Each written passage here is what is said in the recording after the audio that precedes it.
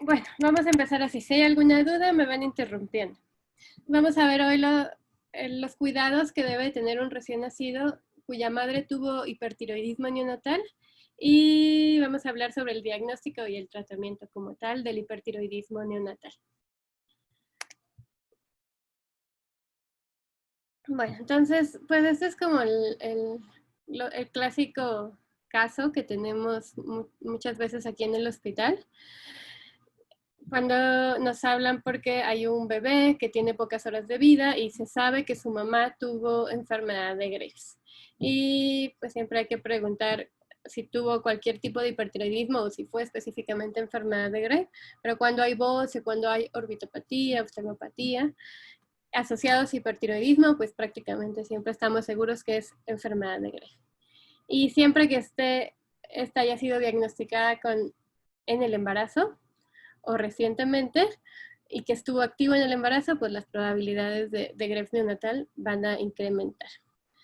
Entonces, por ejemplo, en este caso es una mamá de 32 años que se diagnosticó en tercer trimestre y que su último perfil tiroideo veíamos una T4 libre muy elevada, el rango normal aquí es de 0.8 a 1.8 y una TSH completamente suprimida. Con anticuerpos, los que siempre toman aquí, que son los que tenemos, antiperoxidasa mayor a 1000, antitiroglobulina de 70, ambos positivos, y que tuvo manejo con tapazol 10 miligramos cada 8 horas. Entonces, lo primero que tenemos que preguntar es, ¿hay riesgo de hipertiroidismo neonatal? Pues tiene enfermedad de Graves activa en el embarazo, entonces ya solo por ese antecedente tenemos que suponer que sí. Ahora, ¿estuvo controlada durante el embarazo? Pues vemos que no. Tiene un perfil tiroideo con una T4 libre muy alta, la TSH suprimida, y está con dosis altas de tapazol y aún así no ha logrado el control. Entonces, pues esto es un foco rojo para saber que este recién nacido va a requerir un seguimiento muy estrecho porque su riesgo de cursar con hipertiroidismo neonatal es alto. Entonces, una vez que identificamos eso, pues hay que ver qué vamos a hacer. O sea, si el recién nacido nace, nosotros lo evaluamos y está completamente asintomático, no le vemos ningún dato de hipertiroidismo, no tuvo restricción de crecimiento intrauterino, es de término, peso normal, signos vitales normales, no está taquicárdico, no tiene exoftalmos, no tiene ningún dato clínico que nos sugiera hipertiroidismo. Y entonces, ¿qué le vamos a hacer? ¿Cuánto tiempo lo tenemos que vigilar? ¿Cuándo lo podemos dar de alta? ¿Puede irse de alta? ¿Puede irse con su mamá a alojamiento? ¿Necesita estar en alguna unidad de cuidados intensivos o no? Y bueno, eso es lo que vamos a tratar de resolver en la clase. En este caso, pues se decidió tomar el perfil tiroideo hasta el 6º día de vida y vemos que aun cuando al nacimiento parecía que todo estaba bien, el 6º día de vida, pues identificamos hipertiroidismo neonatal, una T4 libre muy alta, una TSH suprimida, una T3 muy alta. Y bueno, la idea es cómo detectarlo a tiempo y cómo saber a quién debemos de evaluar y quién podemos egresar de forma, pues, a su cuidado del recién nacido habitual. Y bueno, esto es lo que vamos a abordar. Y vamos a empezar con lo que es la definición de hipertiroidismo. Entonces lo vamos a clasificar como el hipertiroidismo neonatal como el que es transitorio o autoinmune, o el asociado a enfermedad de Graves o el Graves neonatal, que es el pues más frecuente que vamos a ver, a pesar de que no es tan frecuente. Y vamos a tener otro tipo de hipertiroidismo que es sumamente raro en la etapa neonatal, que es el permanente, y es cuando hay una mutación directa en el receptor de TSH, que es una mutación activadora y que va a haber una hiperproducción de hormonas tiroideas asociado a esto y van a ser casos familiares. Entonces, sumamente extraño, yo nunca he visto uno. Pero bueno, hay que sospecharlo cuando el hipertiroidismo que creemos que está asociado a enfermedad de Graves se prolonga más allá de lo normal o cuando no hay el antecedente materno. Y bueno, y hablando de enfermedad de Graves, pues esta se va a presentar en el 0.2% de las mujeres embarazadas, que no es tan frecuente, y de ellas solamente 1 o 2% de sus hijos van a cursar con Graves neonatal. Pero si tomamos aquellas mujeres que tienen hipertiroidismo activo, o sea, que que requirieron antitiroideos durante el embarazo, ese porcentaje se incrementa y hasta el 22% de los hijos de madres con hipertiroidismo activo en el embarazo van a presentar Graves neonatal. Globalmente la incidencia de Graves es de 1 por cada 25 a 50.000 recién nacidos. Aquí, pues, ser un hospital de referencia, pues tenemos una incidencia mucho más alta. Generalmente vemos al menos 1 o 2 casos por año, aunque pues la mayoría no tan severos. Y pues en los casos severos, sobre todo cuando hay tormenta tiroidea, la mortalidad puede llegar a ser hasta del 12-25%. Bueno, ¿cuál es la causa? Entonces, la causa de hipertiroidismo pues es muy similar a lo que sucede en la madre, es causada por anticuerpos antirreceptor de TSH. Y son anticuerpos estimulantes, los que se van a abreviar como TSHR o como TSI. Entonces, estos anticuerpos antirreceptor de TSH, pues la diferencia en el neonato es que no van a ser producidos por el neonato, sino que van a ser trasladados de forma transplacentaria a través de la madre, que es la que los produce, ya sea porque tiene hipertiroidismo activo o porque tuvo hipertiroidismo en el pasado y quedó aún con niveles de anticuerpos positivos. Y entonces, como hablábamos en la clase pasada, ¿cuándo vamos a ver los síntomas de hipertiroidismo? Dijimos que al inicio, en el primer trimestre, ya había producción de hormonas tiroideas, pero que el eje hipotálamo hipófisis tiroides no estaba activo. Y más o menos al final del primer trimestre empieza a expresarse el receptor de TSH en la célula folicular tiroidea, pero no es hasta la semana 18 o 20 de embarazo, cuando este receptor de TSH de la célula folicular va a responder a la TSH y por lo tanto va a responder también a los anticuerpos antirreceptor de TSH, que son anticuerpos estimulantes y que van a incrementar la producción de hormonas tiroideas al aumentar la actividad de la peroxidasa tiroidea, al aumentar todas las enzimas que están involucradas en la producción de hormonas tiroideas, pero directamente por actuar en el mismo lugar que actúa la TSH. Generalmente los anticuerpos, el embarazo pues es un estado de inmunosupresión, sobre todo en la parte final, y en el embarazo los títulos de anticuerpos van a disminuir paulatinamente conforme avanza la gestación. Entonces es muy importante que todas las mujeres que tienen anticuerpos antirreceptor de TSH positivas se les mida al inicio del embarazo y otra vez más adelante como entre la semana 20-24 para saber si persisten positivos y el bebé tiene riesgo de hipertiroidismo neonatal. Y si se fijan aquí en la fisiopatología, pues no están involucrados para nada los otros tipos de anticuerpos que pedimos en el hospital, los anticuerpos antiperoxidasa tiroidea, los anticuerpos antitiroglobulina, que son marcadores de autoinmunidad materna, pero son marcadores actualmente de tiroiditis, de Hashimoto, de otro tipo de enfermedades autoinmunes y que se aparecen en la sangre materna cuando hay un proceso autoinmune y destrucción de células tiroideas por exposición a antígenos, aparecen, pero no tienen nada que ver con la enfermedad de Graves y con el hipertiroidismo neonatal. Si bien los anticuerpos antiperoxidasa tiroidea y antitiroglobulina pasan también la barrera placentaria, no van a causar ninguna patología en el neonato. Entonces, de nada nos sirve solicitar a un hijo de madre con hipertiroidismo anticuerpos antiperoxidasa y anticuerpos antitiroglobulina, porque eso no tiene ningún papel en el desarrollo de enfermedad de Graves neonatal. Solamente tienen papel los anticuerpos antirreceptor de TSH, que son los que directamente van a ir al receptor de TSH a estimular la tiroides fetal. Y bueno, nada más para recordar un poquito de la fisiología placentaria, es muy importante saber qué sustancias y qué medicamentos que se usan en patologías tiroideas en la madre van a pasar hacia el feto. Y bueno, aquí tenemos un resumen. Generalmente los ejes hipotálamo, hipófisis, tiroides de la madre y del feto van a ser independientes, sobre todo en la segunda mitad del embarazo. Por lo tanto, la TSH materna no va a influir en el feto. Las hormonas tiroideas sí van a pasar la barrera transplacentaria, no completamente, no pasan tan fácil la barrera placentaria como por ejemplo los medicamentos antitiroideos, pero sí pasan y van a ser muy importantes, como ya sabemos, en el primer trimestre del embarazo para el desarrollo neurológico del feto. Y los anticuerpos antirreceptores de TSH de la madre, pues ya dijimos, en las madres con enfermedad de Graves van a pasar libremente barrera placentaria, el yodo también. El yodo radioactivo también, y si la madre recibe en el embarazo el yodo radioactivo puede esto destruir la tiroides fetal. Los antitiroideos también va a poder pasar la barrera placentaria y va a inhibir la función tiroidea fetal. Por lo tanto, en estos hijos de madres hipertiroideas que reciben anticuerpos antitiroideos, pues podemos ver las dos cosas: hipertiroidismo fetal por paso de anticuerpos, pero también podemos ver hipotiroidismo fetal y después neonatal en los primeros días de vida, si tienen todavía acción de estos antitiroideos que están bloqueando la producción de hormonas tiroideas tanto en la madre como en el feto. Y bueno, el propanolol también pasa la barrera placentaria, también lo reciben las madres con hipertiroidismo y también tienen riesgos en el feto y en el neonato de bradicardia, de hipoglucemia, entre otras cosas. Y bueno, hablando de los anticuerpos antirreceptor, que es la principal causa de hipertiroidismo de Graves neonatal, pues hay que recordar que hay dos tipos. Se han descrito clásicamente los anticuerpos estimulantes, que son los que se abrevian como TCI, o inmunoglobulina estimulante de tiroides, y los bloqueantes. Y pues casi siempre todos los ensayos que nosotros pedimos en los laboratorios para detectar los anticuerpos no distinguen entre ellos, simplemente nos dicen cuáles son los títulos de anticuerpos, pero no distinguen si son estimulantes o bloqueantes, pero de acuerdo a la patología materna, pues nosotros vamos a interpretar si estos son estimulantes o bloqueantes. Si vemos que la madre tiene hipertiroidismo activo, pues obviamente estos anticuerpos van a ser estimulantes.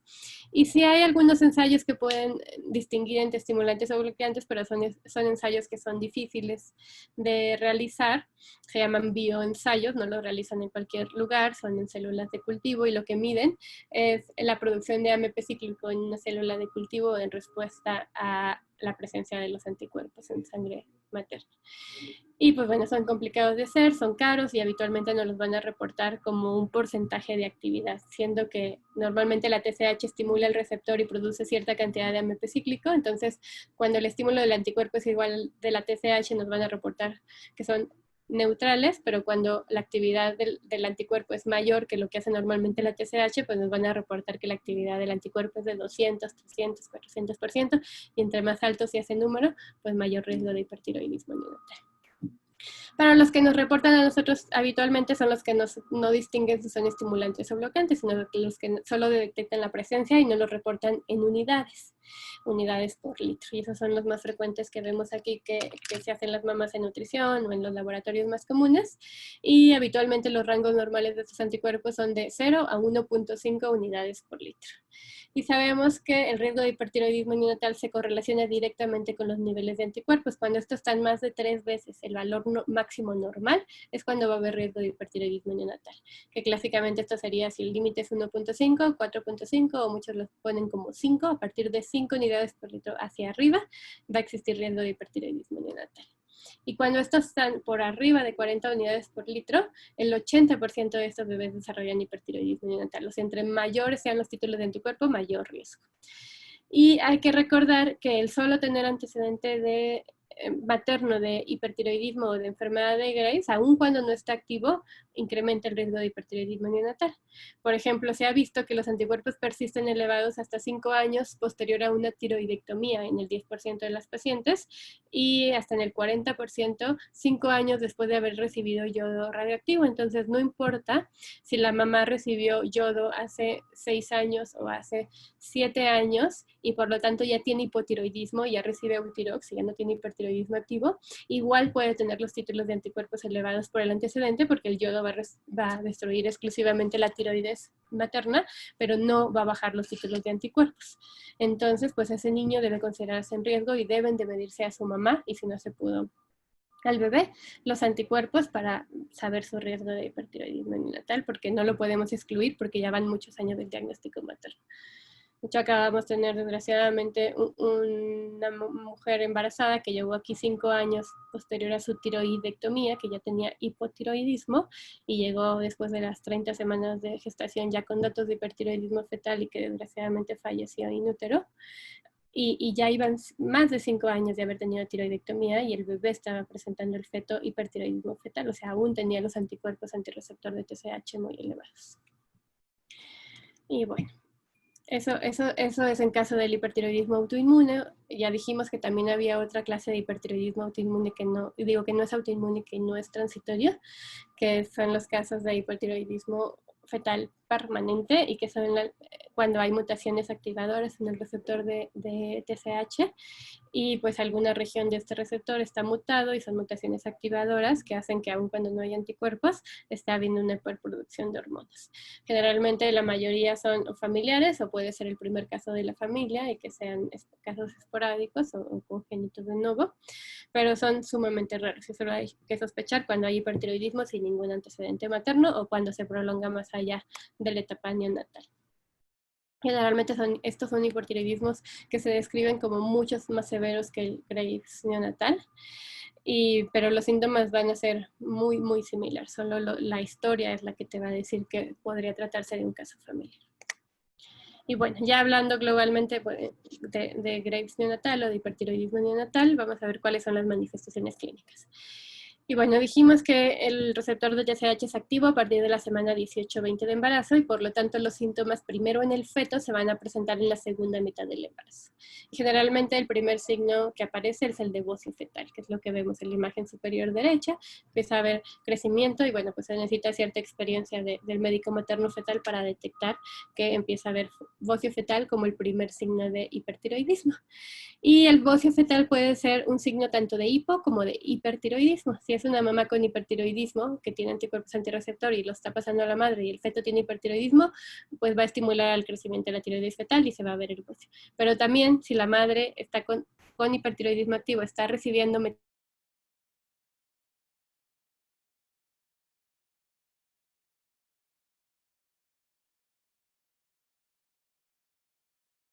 incrementar y va a estimular la glándula tiroidea, pero las enzimas están bloqueadas, entonces las dos cosas nos van a causar bocio fetal.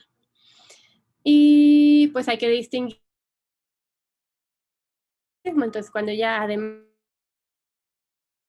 que es la aparición de la epífisis del fémur distal antes de las 32 semanas, vemos restricción de crecimiento intrauterino, vemos taquicardia fetal, vemos falla cardíaca, pues riesgo de óbito en estos casos es hasta 5 o 6%. En la actualidad antes era más alto.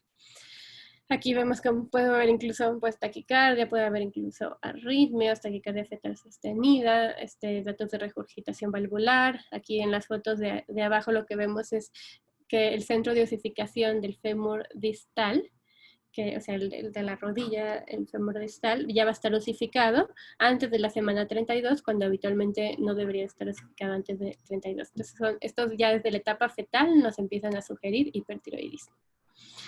Y bueno, ya una vez en el neonato, pues la mayoría de los síntomas se van a presentar 5 o 10 días posteriores al nacimiento, como en el caso clínico que vimos al principio. ¿Por qué?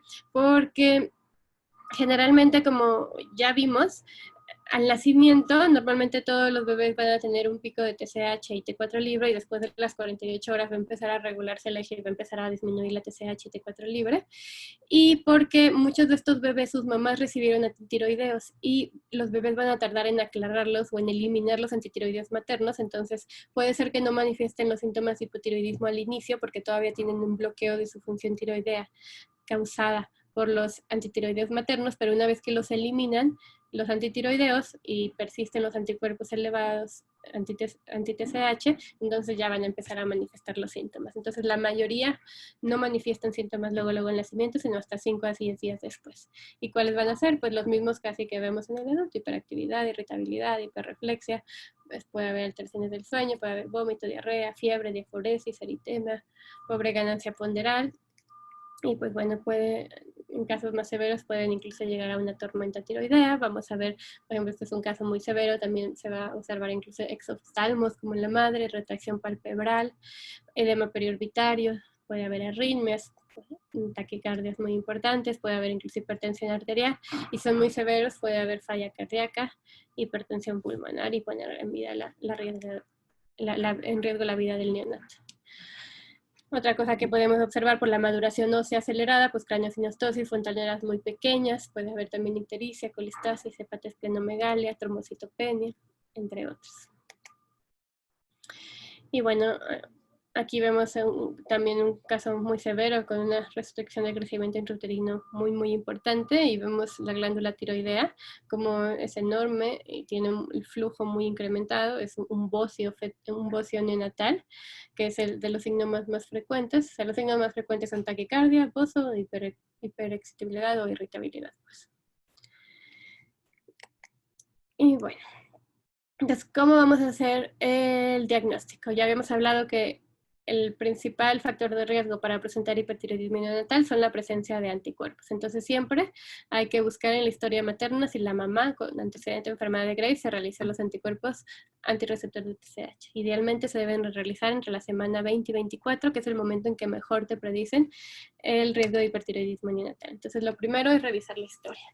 Si fue una mamá que sus anticuerpos en la semana 20 y 24 estuvieron negativos y no recibió antitiroideos en el embarazo, pues es una mamá que su hijo no tiene riesgo de hipertiroidismo neonatal y puede tener un seguimiento como cualquier bebé, un control de niño sano normal, y no requiere mayor evaluación en neonato ni realizar perfil tiroideo.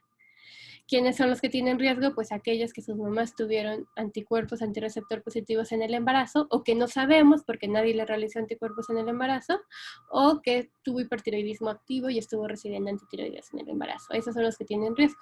Y bueno, esos son los que hay que ver si se le realizó un seguimiento en la etapa fetal con ultrasonidos fetales mensuales de tiroides y los perfiles maternos.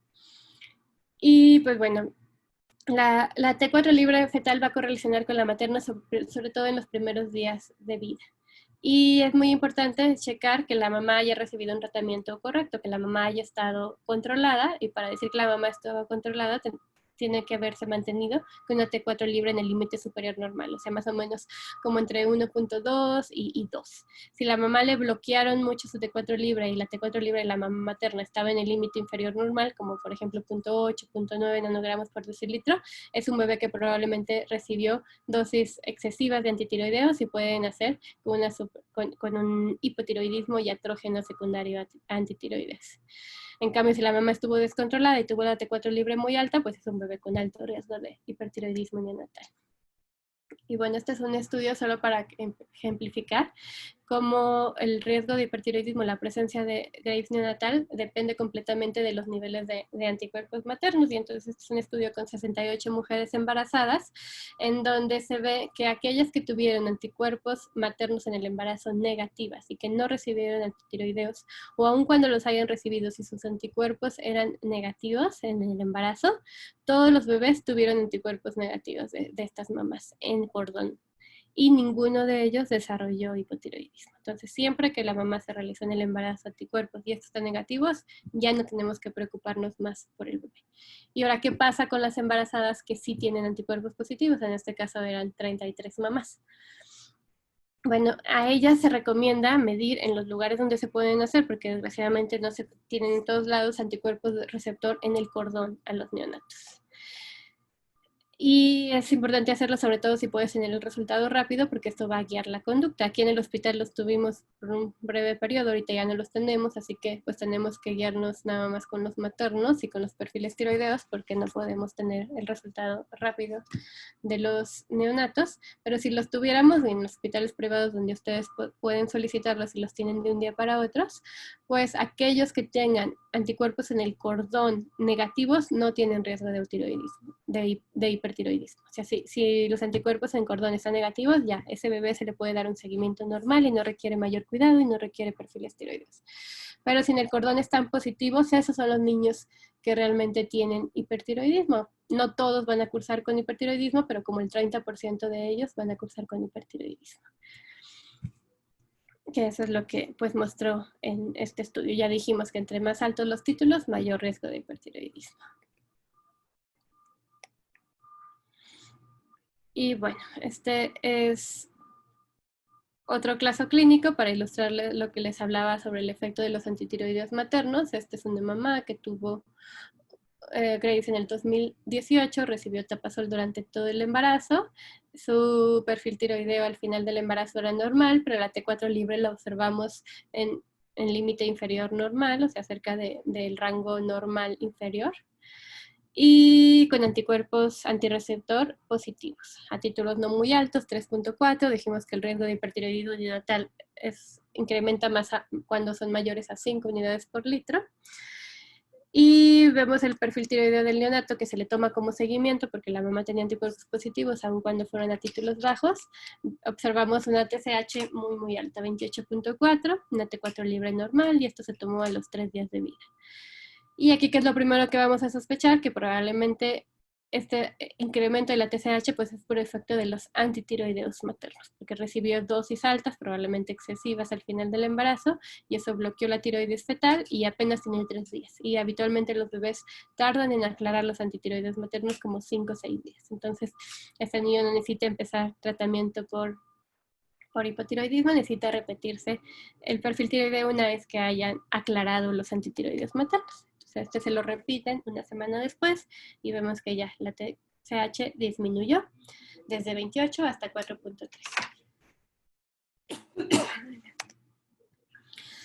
Y bueno, entonces una vez que ya identificamos a un neonato de riesgo, ¿cuándo lo vamos a evaluar? Si identificamos un neonato que tiene anticuerpos positivos, que su mamá no se hizo anticuerpos y entonces no sabemos el riesgo, que su mamá tuvo hipertiroidismo activo, tiene el antecedente de haber recibido yodo y tiroidectomía, pero nunca se hizo los anticuerpos, entonces ¿cuándo vamos a evaluar un perfil tiroideo? Si tenemos los anticuerpos anticordón, los anticuerpos en el cordón y están negativos, pues ya podemos estar tranquilos, pero si no los podemos realizar, pues entonces vamos a tener que evaluar este bebé con perfiles tiroideos. ¿Y cuándo? Entonces, a menos que el bebé no tenga datos de hipertiroidismo desde la etapa fetal, no tiene ningún sentido hacer un perfil hormonal en los primeros 3 días, porque este no va a ayudar a predecir el riesgo de hipertiroidismo en el futuro. Se recomienda que se espere hasta entre el tercer y el quinto día de vida para hacer el primer perfil tiroideo, que es cuando en los casos de hipertiroidismo la T4 libre va a llegar a su nivel máximo, sobre todo en el cuarto o quinto día de vida es cuando va a llegar al nivel máximo. Entonces, solamente en los bebés que tienen hipertiroidismo fetal, o sea que el materno fetal ya los identificó con taquicardia fetal, con bocio, y ya sabemos que nacen en una situación crítica y hay que iniciar antitiroides de inmediato, a ellos sí les vamos a tomar perfil tiroideo al nacimiento. Pero al resto, al que está sintomático, al que no tiene taquicardia, al que clínicamente se ve todo normal, vamos a esperar hasta el día 3 a 5 de vida para hacerle un perfil tiroideo. Si se puede, lo único que podemos hacer al nacimiento pues es tomar anticuerpos en cordón, si se tienen disponibles. Y pues bueno, cuando estos salen negativos no requieren seguimiento. Cuando salen más de 3 o 4 veces el valor normal o más de 5, pues tienen un valor predictivo positivo de 40% de hipertiroidismo y estos son los bebés que hay que evaluarse. Entonces el primer perfil tiroideo lo vamos a hacer entre el 3 y 5 días. Y aun cuando este primer perfil tiroideo salga normal, se recomienda hacer un segundo perfil tiroideo entre los días 10 y 14, porque algunos bebés podrían tardar más tiempo en eliminar el efecto de los antitiroideos. Si el segundo perfil tiroideo ya está normal entre el día 10 y 14 de vida, entonces aquí sí ya puede seguirse de forma solamente clínica a los bebés y ya no se requieren hacer más perfiles tiroideos. La mayoría de los niños con hipertiroidismo neonatal lo van a presentar en las primeras 2 a 3 semanas de vida. Y bueno, esto es lo que hablábamos de los tipos de ensayos que hay, los que distinguen entre anticuerpos bloqueantes o estimulantes y los que solamente miden los títulos de TSH. Y generalmente pues los que tenemos accesibles son los anticuerpos. ¿No te urge? Dile ahorita a la secretaria. Ok, y entonces estos son los bioensayos, son los que te reportan en un porcentaje, y los que son más difíciles y más costosos y menos disponibles tenemos, pero que también se pueden decir, y si alguna vez les reportan un resultado que se lo reportan en porcentaje, no en unidades por litro, pues ustedes ya van a saber que es un bioensayo, en que entre más alto sea el porcentaje, mayor riesgo de hipertiroidismo neonatal. Entonces en los estudios que se han hecho se ve que por arriba de 5 unidades por litro existe riesgo de hipertiroidismo neonatal. Casi todos los bebés que tienen hipertiroidismo neonatal, ellos en el cordón o sus mamás tuvieron más de 5 unidades por litro. Y en cuanto a los bioensayos, a los que te reportan en porcentaje, cuando vemos anticuerpos con mayor de 400% de actividad, ellos son los que tienen mayor riesgo de hipertiroidismo. Esa sería la equivalencia en un bioensayo, cuando es más de 400% de actividad de los anticuerpos estimulantes. Y bueno, ahora sí que vamos a hacer el tratamiento. Cuando esté en la etapa fetal, que eso pues les toca a los endocrinólogos de adultos o a los materno-fetales, pues es dar antitiroideos a la madre para tratar al feto, porque dijimos que van a pasar la barrera placentaria. Y en el caso de los neonatos, que es lo que ya les va a tocar a ustedes, ¿quién debe tratarse? Cualquier bebé con hipertiroidismo neonatal, con síntomas de hipertiroidismo neonatal y el antecedente materno debe tratarse inmediatamente, incluso sin tener el perfil tiroideo. O sea, si nace un bebé que ustedes saben que su mamá tiene Graves, que estuvo recibiendo antitiroideos en el embarazo, y nace en sábado, cuando ustedes no pueden tener el perfil tiroideo, pero nace taquicárdico, nace con bocia, nace con exoftalmo, nace como las fotos que les mostré hace rato, pues se toma la muestra y se inicia tratamiento de inmediato, no tienen que esperar. Pero si son asintomáticos, pues entonces vamos a hacer el perfil tiroideo entre el tercer y quinto día y es controversial en quién se va a iniciar el tratamiento. Muchas veces los casos asintomáticos cuando son leves se resuelven de manera transitoria sin necesidad de antitiroideos y si les damos antitiroideos podemos llevarlos al hipotiroidismo. Entonces hay mucha controversia sobre a partir de qué cifra de T4 libre se van a tratar aquellos que no muestran síntomas. Y bueno, la mayoría de los artículos te refieren que entre 2.7 hasta 4.9, a partir de ahí se debe de tratar el hipertiroidismo. Entonces, estos niños van a requerir un seguimiento muy estrecho, se les inicia antitiroideos y cada semana se está midiendo la función tiroidea neonatal. Y bueno, ¿qué se los inicia? A todos los casos de hipertiroidismo que decidamos tratar, se les va a iniciar antitiroideos. Metimazol o propiltiuracilo. En México no tenemos propiltiuracilo y entonces se va a iniciar metimazol. La dosis es de 0.2 a 1 miligramos kilo día dividido en 1 a 3 dosis. Generalmente iniciamos con la dosis más alta y en cuanto se normaliza el perfil tiroideo empezamos a bajar la dosis para no llevarlos a hipotiroidismo. En casos cuando hay síntomas clínicos como taquicardia, pues se inicia también propranolol, 1 miligramo kilodosis o 2 miligramos kilo día en 2 dosis. ¿Y qué pasa con aquellos casos severos como los de las fotos cuando hay una tormenta tiroidea? Pues en estos niños necesitamos un bloqueo rápido de las hormonas tiroideas y metimazol generalmente tarda hasta 72 horas o más en hacer efecto. Entonces, en esos casos podemos iniciar al mismo tiempo que los antitiroideos otras opciones como los glucocorticoides y el Ugol, que es una solución de yoduro de potasio que actúa bloqueando la producción de la célula folicular tiroidea y pues se pueden iniciar. Es difícil de conseguir, se consigue en droguerías. No sé si se consigue en México, pero solo en droguerías. Y pues bueno, la dosis es una gotita de esta solución de Lugol cada 8 horas. Siempre se tiene que dar la primera dosis del Lugol 1 hora después de haber dado los antitiroideos al menos, porque si se inicia antes de los antitiroideos, puede al inicio aumentar la producción de hormonas tiroideas y luego disminuir. Entonces, si tienes una tormenta tiroidea, pues no te conviene. Primero inicias antitiroideos y luego inicias Lugol. Y los glucocorticoides lo que van a hacer es que van a disminuir la conversión de T4 a T3, que es la hormona que se une al receptor de hormonas tiroideas, y entonces pues van a disminuir los síntomas en la tormenta tiroidea. Se puede utilizar prednisolona, que es el que tenemos más accesible, 2 miligramos kilo día en 1 o 2 dosis. Bueno, ¿cuál es el seguimiento? Pues aquellos que tienen hipertiroidismo, dijimos cada semana hay que estarles haciendo un perfil tiroideo para guiar la titulación de los antitiroides. En los que no tuvieron síntomas clínicos y solamente se evaluaron por sus mamás y tuvieron una función normal a los 3 a 5 días y también a los 10 a 14 días, ya no necesitan más perfiles y puede darse seguimiento clínico. La vida media de los anticuerpos antirreceptores se describe en 12 días, pero el efecto puede durar mucho más, aunque la mayoría, ya todos los síntomas clínicos desaparecen a los 4 meses. En los casos de hipertiroidismo neonatal, la mayoría, entre más o menos a las 12 semanas de vida, ya se les puede suspender el tratamiento y ya eliminaron los anticuerpos antirreceptores. Si se puede, pues se le pueden seguir midiendo al neonato y ver en qué momento desaparecen para quitarles el tratamiento con mayor seguridad. Y bueno, y ya nada más para recordar también, los antitiroideos son seguros en la lactancia siempre y cuando las dosis de metimazol no superen, que es el que tenemos en México, no superen los 30 miligramos al día. Si la superan, sí pueden llegar a pasar en suficiente cantidad para causar un hipotiroidismo neonatal. Y pues bueno, hay ciertos hijos de mamás con hipertiroidismo que el tratamiento con antitiroides durante el embarazo puede asociarse a que el hijo o el bebé nazca con datos de hipotiroidismo central, o sea, con TSH baja y T4 libre baja.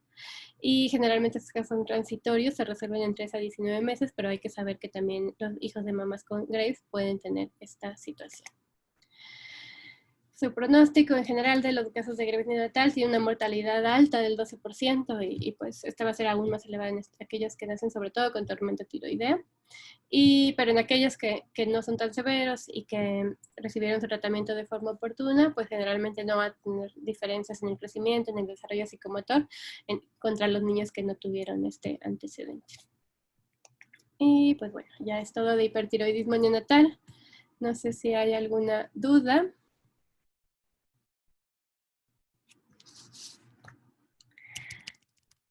¿Alguien tiene alguna duda de hipertiroidismo?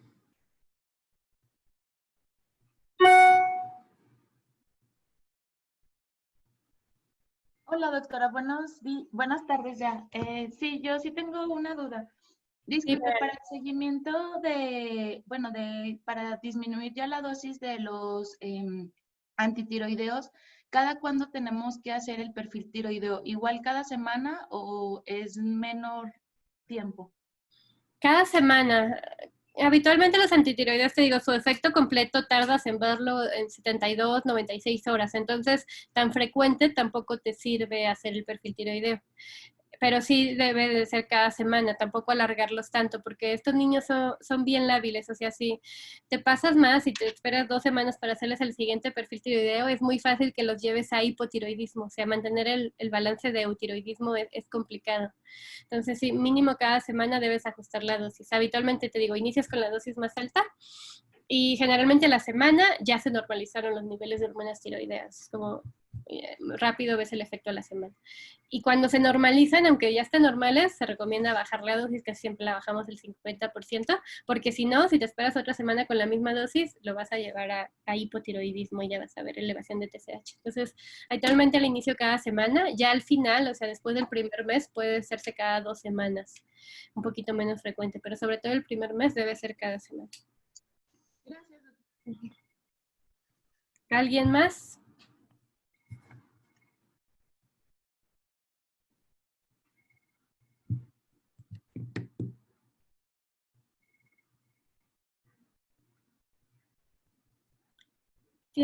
Bueno, si ya no tienen duda, empezamos lo que alcancemos unos 20 minutos de hiperplasia suprarrenal congénita, ¿de acuerdo?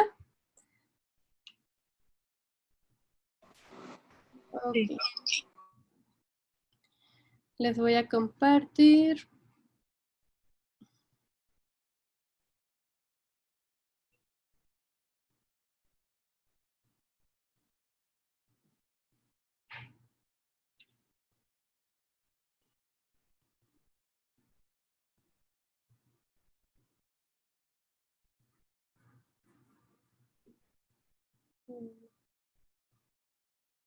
Me equivoqué.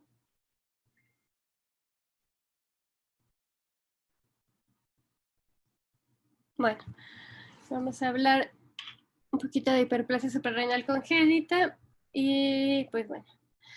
Antes de los programas de tamizaje neonatal, en donde se empezó a incluir hiperplasia suprarrenal congénita, pues estos eran como los clásicos de hiperplasia que veíamos. Ya sea una niña con genitales ambiguos o un neonato masculino o aparentemente masculino que llegaba más o menos en la segunda o tercera semana de vida con datos sin ningún antecedente de importancia y que regañaba con vómito, intolerancia labial, una disminución de peso importante, deshidratación severa, choque y pues la clásica acidosis metabólica, hiponatremia y hipercalemia que vemos en los casos de hiperplasia suprarrenal congénita clásica. Era como el caso más clásico. Afortunadamente con los programas de tamizaje neonatal, pues esta situación cada vez, aún la vemos en México, pero cada vez es menos frecuente porque la idea es pues identificar a estos niños con los programas de tamizaje antes de que lleguen a ser una crisis salina o una crisis perdedora de ser. Y pues bueno, vamos a revisar un poquito estos. En primero, todo el diagnóstico de hiperplasia suprarrenal congénita se define como ese grupo de trastornos autosómicos recesivos caracterizados por una alteración en la síntesis de cortisol. Entonces, como vamos a ver, hay muchos defectos enzimáticos que van a alterar la esteroidogénesis, las enzimas que participan en la esteroidogénesis, entonces van a bloquear la síntesis de cortisol y en muchos casos también la síntesis de aldosterona. Y bueno, ¿qué es lo que vamos a ver si no hay síntesis de cortisol? Pues por retroalimentación va a haber una elevación de la producción de CRH hipotalámico y de ACTH hipofisario. Esto va a llevar a una sobreestimulación de las glándulas suprarrenales y una hiperplasia de estas glándulas. Y pues al no haber estas enzimas que para la producción de cortisol van a empezar a acumularse metabolitos intermediarios, sobre todo los andrógenos, que son los que van a causar, por ejemplo, en los bebés mujeres, la ambigüedad genital. Y bueno, esto nada más es para recordar cómo funciona el eje hipotálamo-hipófisis-adrenal. Sabemos que a nivel del hipotálamo, de los núcleos anteroventrales, va a haber neuronas productoras de CRH que van a recibir estímulos de muchas partes del cuerpo, del sistema límbico, de la médula espinal, de los ciclos circadianos, y van a recibir información sobre el estado de estrés del organismo, estrés físico, estrés emocional, sobre la presencia de hipoglucemia, y en respuesta a todos estos estímulos pues van a liberar CRH, que van a ir directamente al corticotropo en la hipófisis para secretar ACTH, y este a su vez va a estimular a la corteza suprarrenal para producir principalmente cortisol. Y bueno, si le hacemos un zoom a esta corteza suprarrenal, vamos a recordar que esta está compuesta por la corteza y la médula, que es la que sintetiza pues noradrenalina y adrenalina, y la corteza la vamos a dividir en tres capas: la zona glomerular, que es la que va a secretar mineralocorticoides o aldosterona; la zona fasciculada, que es la que va a producir glucocorticoides; y la zona reticular finalmente, que es la que se va a encargar de la producción de andrógenos. Y cada una de ellas va a recibir o va a estar controlada o estimulada por diferentes hormonas. La zona glomerular no va a depender de la ACTH, como vimos ahorita. La única zonas que van a depender de la ACTH es la zona fasciculada y la zona reticular, que son las que producen cortisol, glucocorticoides y andrógenos o hormonas sexuales, como DEAs, como androstenediona, como testosterona. En cambio, la célula glomerular, que es la que produce aldosterona, va a estar regulada por los niveles de potasio y por los ejes renina, angiotensina, aldosterona. Entonces, estos dos controles van a ser independientes, y en los casos de hiperplasias suprarrenales clásicas no perdedoras de sal, pues lo que vamos a ver solamente es la elevación de ACTH, pero cuando hay un déficit de aldosterona, pues vamos a ver también activo el eje renina, angiotensina, aldosterona. Y bueno, ¿cuál es la principal causa de hiperplasia suprarrenal congénita? Pues es la mutación de la 21-hidroxilasa, que es la enzima más común que aparece mutada en los casos de hiperplasia, y que vemos aquí su participación en la esteroidogénesis. No tengo la flechita, pero pues aquí ven cómo la 21-hidroxilasa va a ser la que se encarga de convertir 17-hidroxiprogesterona en la parte del centro en oxidesoxicortisol, y la progesterona en 11-desoxicorticosterona. Entonces, cuando hay una mutación que inactiva esta hormona o que disminuye la actividad enzimática, de esta enzima, pues lo que vamos a ver es una acumulación de 17-hidroxiprogesterona. Y esta 17-hidroxiprogesterona es la que van a detectar los programas de tamizaje neonatal. Y al haber un acúmulo de estos metabolitos intermediarios, principalmente de progesterona y 17-hidroxiprogesterona, pues estos se van a desviar al no haber 21-hidroxilasa hacia otras vías, y estas vías van a ser a la producción de andrógenos. Entonces, estos niños van a tener una cantidad elevada de testosterona, de hidroepiandrostenediona, androstenediona y testosterona. Y es por eso que las mujeres con esta enfermedad van a tener ambigüedad genital pues desde la etapa fetal. Y pues el fenotipo de cada paciente va a depender de la severidad del defecto enzimático, porque como vamos a ver, va a haber deficiencias completas y deficiencias parciales de la enzima que nos van a dar un fenotipo completamente diferente. ¿Y por qué? Pues que solamente las formas que abolan por completo la actividad de la enzima son las que nos van a dar una forma clara van a dar otros fenotipos. Entonces, principalmente vamos a clasificar la hiperplasia como dos grandes grupos, según el déficit de cortisol. La clásica es donde sí va a haber un déficit de cortisol, y la no clásica es cuando no va a haber un déficit de cortisol, porque al elevarse la CRH y la ACTH van a compensar el defecto enzimático, no va a estar completamente abolido la actividad de la enzima, entonces con un estímulo mayor de CRH y ACTH va a lograr producirse cortisol en cantidades suficientes para que no haya una crisis adrenal, pero a costa de otros síntomas. Y la clásica es cuando no se logra compensar y no va a haber una producción adecuada de cortisol. Y la clásica es la única pues, que se va a presentar en la etapa neonatal. Siempre que se presente en esta etapa, la vamos a clasificar como clásica. Y la no clásica pues, se va a presentar más en la infancia, adolescencia o etapa adulta. La incidencia de la clásica pues va entre 1 a 10.000 o por cada 20.000 recién nacidos vivos, y 3/4 partes de ellos van a ser formas perdedoras de sal. ¿Y de qué dependen de que sean formas perdedoras de sal? De que además del déficit de cortisol tengan déficit de aldosterona. Hay en algunas situaciones en que el déficit de aldosterona no va a ser tan severo, y entonces vamos a ver una forma virilizante simple, donde van a estar elevados los andrógenos y va a estar disminuido el cortisol, pero no va a haber un déficit tan severo de aldosterona, y por lo tanto hay menor riesgo de una crisis salina. Y bueno, aquí ejemplificando otra vez el defecto, como está la principal deficiencia enzimática bloqueada, el paso de 17-hidroxiprogesterona a 11-desoxicortisol, y cómo se desvía el resto de los metabolitos hacia la producción de andrógenos DEAs, androstenediona y testosterona. Y bueno, ¿por qué es tan común la mutación de esta enzima? ¿O por qué es la más frecuente de todas? Entonces, el gen que codifica para la 21-hidroxilasa va a ser el gen CYP21A2, que está en el cromosoma 6, y es un gen que está muy cerca del complejo mayor de histocompatibilidad, del HLA, que ustedes conocen bien. Y por estar tan cerca de esta región del complejo mayor de histocompatibilidad, es una zona donde va a haber gran recombinación genética. Y esto va a predisponer a que haya mayor frecuencia de mutaciones de este gen. Además, este gen tiene un pseudogen que está muy cerca de él y que comparte el 98% de homología, y entonces es común que haya errores en la recombinación genética a este nivel y se originen mutaciones. Y hay más de 100 mutaciones descritas. Las mutaciones más severas son las que son de lesiones grandes del gen o translocaciones que van a abolir por completo la actividad de la enzima, y son las que van a dar las formas perdedoras de sal. Pero cuando se conserva un 1 o 2% de actividad residual, porque a lo mejor no fueron mutaciones tan severas, porque a lo mejor fue una mutación que solo fue puntual, que solo ocasionó el cambio de un aminoácido por otro y que no fue tan severa la afección de la enzima, pues puede dar un cuadro menos severo, como un cuadro virilizante simple y no perdedor de sal.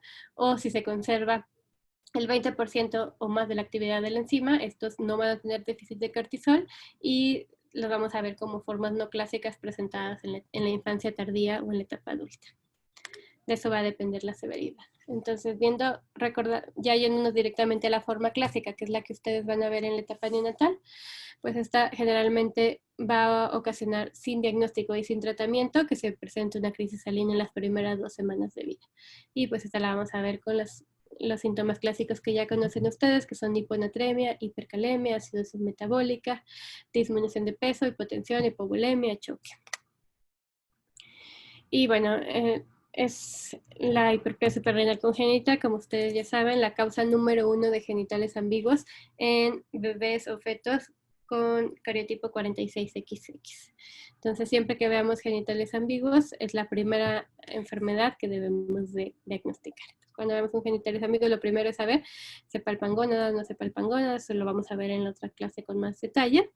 Y cuando no se palpan gónadas en alguien con genitales ambiguos, siempre tenemos que pensar que se trate de una mujer o alguien con cariotipo 46XX que esté virilizada, y la primera opción siempre va a ser hiperplasia suprarrenal congénita. Una vez que descartemos eso, ya podemos hacer mayor abordaje, pero siempre es la primera que tenemos que descartar, porque prácticamente va a ser la única causa de genitales ambiguos que van a poner en riesgo la vida del neonato. Y bueno, recordar que pues, la escala de Prader nos va a ayudar para definir como la severidad de la virilización en alguien con cariotipo 46XX, como va la escala de 0 a 5, donde 0 es normal y 5 es el fenotipo masculino completo, solo con la ausencia de testículos. Y pues ahí va a haber un espectro a partir de eso, donde podemos clasificar qué tan virilizada está una mujer. Bueno, y la no clásica, que es la que pues a lo mejor les va a tocar un poquito menos ver, aunque es muy frecuente, se reporta hasta en 1 cada 1000 adultos o niños mayores, y a pesar de ser tan frecuente, pues no la vemos tanto porque a lo mejor está muy subdiagnosticada, y a veces se confunde con otras cosas, como por ejemplo con ovario poliquístico, con hirsutismo, con otros diagnósticos, pero clásicamente se va a presentar en niños pues en etapas más grandes, a lo mejor a los 6, 7 años, con pubertad precoz, con edad ósea avanzada, con talla alta, y ya en adolescentes con alteraciones menstruales, hirsutismo, calvicie, etc. Pero bueno, entonces esta sería la forma no clásica, cuando en la etapa neonatal pues todo fue normal, pero de repente una niña o un niño a los 6, 7 años empiezan con pubarca, con vello púbico, con datos de pubertad o virilización cuando no debería de haberlos, entonces pues ahí vamos a pensar en una forma no clásica. Pero no hubo crisis salina, no hubo ningún problema en la etapa neonatal. Y bueno, hay otras deficiencias enzimáticas. Ahorita hablamos de la deficiencia de 21-hidroxilasa que causa más del 95% de los casos, pero se describen también otras deficiencias en otras de las vías que participan en la producción de cortisol en la esteroidogénesis.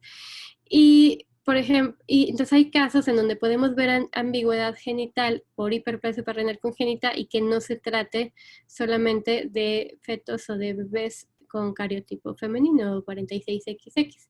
También hay casos en donde un feto o un neonato con cariotipo 46XY puede tener ambigüedad genital y tener otro tipo de hiperplasia suprarrenal congénita. Entonces vamos a revisar qué otros tipos hay. Este es un bebé. El de arriba es un feto femenino, bueno, un niño, una niña, perdón, con cariotipo 46XX, que tiene ambigüedad genital y en donde no se palpa ninguna gónada y tiene hiperplasia suprarrenal congénita, y la foto de abajo es un niño con cariotipo 46XY que también tiene actividad, que también tiene ambigüedad genital, que sí se palpa una gónada en las estructuras labioescrotales y que también tiene hiperplasia suprarrenal congénita. Entonces, ¿por qué? Si dijimos que los fetos con deficiencia de 21-hidroxilasa van a tener elevación de andrógenos y por lo tanto van a virilizar solamente a las mujeres. Los hombres no tendrían por qué estar virilizados, los hombres no van a presentar este cuadro clínico. Pero ¿qué pasa cuando hay una deficiencia enzimática a otro nivel? Por ejemplo, en esta enzima, la 3-beta hidroxiesteroideshidrogenasa, que es la que vemos en la parte de arriba, y que se va a encargar de convertir, por ejemplo, 17-hidroxipregnenolona en 17-hidroxiprogesterona, DEAs en androstenediona y pregnenolona en progesterona. Entonces, estos bebés van a tener un bloqueo más arriba que los deficientes de 21-hidroxilasa. Entonces, aquí lo que va a haber es una acumulación de 17-hidroxipregnenolona, no de 17-hidroxiprogesterona, por lo tanto no le va a identificar el programa de tamizaje, pero esta 17-hidroxiprogesterona va a desviarse también a DEAs. Entonces, al desviarse a DEAs, DEAs es un andrógeno que no es tan potente como la testosterona, pero es un andrógeno a fin de cuentas, entonces la acumulación de este puede virilizar un poquito a las niñas. Pero en cambio los niños, los varones con cariotipo 46XY, al no tener 3-beta-esteroideshidrogenasa, no van a poder convertir DEAs en androstenediona y en testosterona, porque está bloqueado también este nivel. Y entonces ellos no van a tener una subvirilización, no van a tener genitales ambiguos por la falta de producción de androstenediona y testosterona, pero también van a tener los otros síntomas o clásicos de la hiperplasia suprarrenal, porque no van a poder convertir 17-hidroxipregnenolona en 17-hidroxiprogesterona y por lo tanto no va a continuar la vía, no va a poder haber producción de cortisol y también puede no haber producción de aldosterona y también pueden tener crisis salina. Entonces, realmente la hiperplasia puede darte ambigüedad genital en cualquiera de los dos géneros, aunque es mucho más frecuente en las mujeres que tienen deficiencia de 21-hidroxilasa. Ese va a ser el 95% de los casos. Y bueno, la deficiencia de esta que les hablo, de 3-beta-hidroxiesteroide deshidrogenasa, va a representar solo el 2% de los casos. Y también puede llegar a las crisis adrenales y ambigüedad genital, como dijimos. Y otra deficiencia mucho más rara es la deficiencia de 11-beta-hidroxilasa. Y aquí si vemos la imagen, lo que se nos va a acumular aquí es 11-desoxicortisol, 11-desoxicorticosterona, y todos estos metabolitos anteriores también se van a acumular, deshidroxiprogesterona, progesterona, y se van a ir a la producción de andrógenos, por lo tanto también van a causar ambigüedad genital. Aquí sí va a haber elevación de 17-hidroxiprogesterona y sí los va a detectar el TAM neonatal, pero a diferencia de los niños con deficiencia de 21-hidroxilasa, ellos pueden tener hipertensión y hipocalemia. ¿Por qué? Porque la 11-desoxicorticosterona, que es la que vemos en el lado izquierdo, de abajo para arriba es la tercera, va a tener un efecto mineralocorticoide. Entonces no va a haber producción de aldosterona ni de cortisol, pero sí va a haber 11-desoxicorticosterona, que es un mineralocorticoide potente.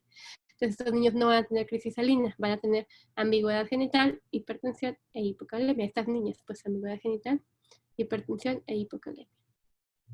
Y bueno, es otra forma también muy rara y también que se busca y se diagnostica muy poco.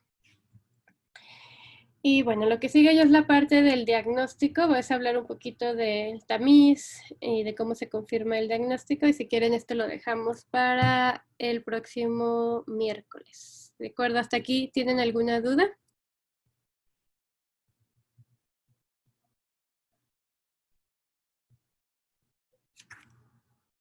¿Alguien tiene alguna duda hasta aquí?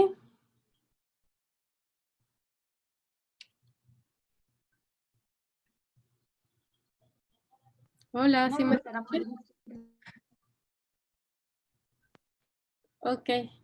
Entonces continuamos en la clase el próximo miércoles 5, ¿de acuerdo? Gracias, Monse. Por nada, hasta luego, dile. Hasta luego. Bye.